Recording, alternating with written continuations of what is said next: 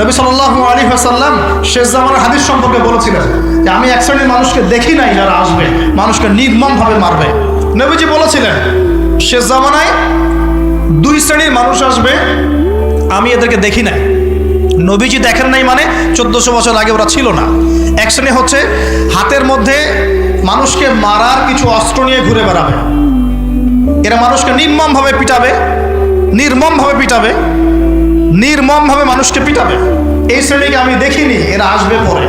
আরেক শ্রেণী হচ্ছে এমন এক শ্রেণীর মহিলা বের হবে যারা কাপড় পরেও নগ্ন থাকবে, নিজেরাও আকৃষ্ট হবে, অন্যকে আকৃষ্ট করবে। তো এই মেয়েদেরকে তো দেখতে পাচ্ছেন, এখন পাচ্ছেন না? তার মানে কিয়ামত কাছে না দূরে?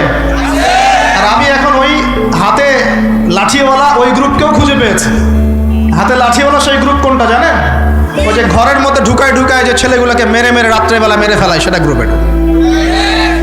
বিভিন্ন হলে দেখেন না, হকি স্টিক নিয়ে 8-10 জন মিলে এক একটা করে ছেলেকে ডেকে নিয়ে পিটায় মেরে ফেলায়, এগুলো সেই ছেলে। এদেরকে যারা জন্ম দিয়েছে ওই বাপের জন্য ধিক্কার, এদেরকে যারা জন্ম দিয়েছে এই বাপের জন্য ধিক্কার।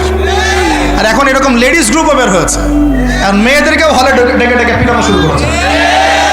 তোমরা কি মনে করো যে 5 জন 6 জন 10 জন মিলে একজনকে সারা রাত টর্চার করে মেরে ফেলানোর মধ্যে সুপুরুষ? তুমি সুপুরুষ, তুমি অনেক বড় বীর। সাহসটাকে তুমি একজন মারামারি করে দেখাও না দেখি। তোমার এত বড় সাহস, তাহলে একজন মারামারি করে দেখাও না। আসো রিংয়ের মধ্যে আসো, তারপর দেখি তোমার কত শক্তি, আমাদের কত শক্তি। একজন 1-on-1 ব্যাটেলে আসো, খালি হাতে 1-on-1 ব্যাটেলে আসো। 8 জন 10 জন মিলে একটা বুয়েটের ছেলে, একটা মেডিকেলের ছেলে, একটা অমুকের ছেলে, তমুকের ছেলে, বাবা মায়ের স্বপ্ন লালন করা ছেলেগুলোকে ঘরের মধ্যে ঢুকাবা, সারা রাত পিটায় মেরে ফেলবা, এটাকে তোমরা সাফল্য মনে করো, বীরত্ব মনে করো?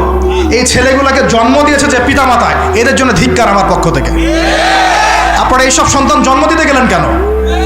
খিদির আলাইহিস সালাম বেঁচে থাকলে ছোটবেলায় মেরে ফেলতো এদেরকে। ওই যে খিদির আলাইহিস সালাম ছোটবেলায় একটা বাচ্চাকে মেরে ফেলছিলেন না? মুসা আলাইহিস সালাম বলেছিলেন যে একটা বাচ্চাকে কেন মেরে ফেললেন? তখন খিদির আলাইহিস সালাম বলেছিলেন এই ছেলেটা যদি বড় হলে অনেক বড় কাফের হবে, আল্লাহ আগে জানিয়ে দিয়েছেন, এই জন্য আগে মেরে দিয়েছে। এই বাচ্চাগুলোকে নিতে গেলেন কেন? কোনো রকম লজ্জাবোধও নাই, চক্ষু লজ্জা নাই।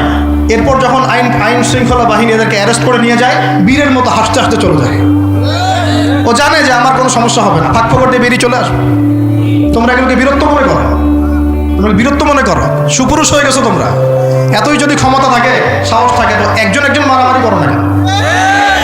1-on-1 ব্যাটেল আসো, তারপর দেখো কে জিতে কে হারে। 10 জন মিলে একজনকে পিটাবা, মনে করছো খুব বড় বীর হয়ে গেছো। এখন 10টা মেয়ে মিলে একটা মেয়েকেও পিটাচ্ছে, সুবহানাল্লাহ। তা আবার ইসলামিক বিশ্ববিদ্যালয়ের মধ্যে। এই বিশ্ববিদ্যালয়ের নাম ইসলামিক কে দিল? এটা ইসলাম?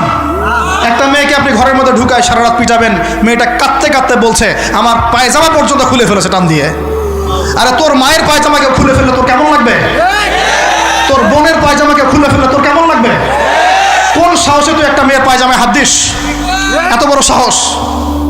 আর এদেরকে আমরা তোলা করে মানুষ করি। আইন শৃঙ্খলা বাহিনী আপনারা কি করেন? ইনস্ট্যান্ট কোর্ট বসে ফাঁসি দিয়ে দিবেন এদেরকে।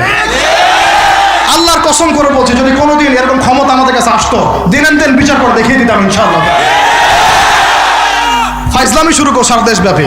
যারা এখন বিপদগামী ছিলেন আমরা মনে করতাম, তারাই এখন হেদায়েতের দিকে আসছেন।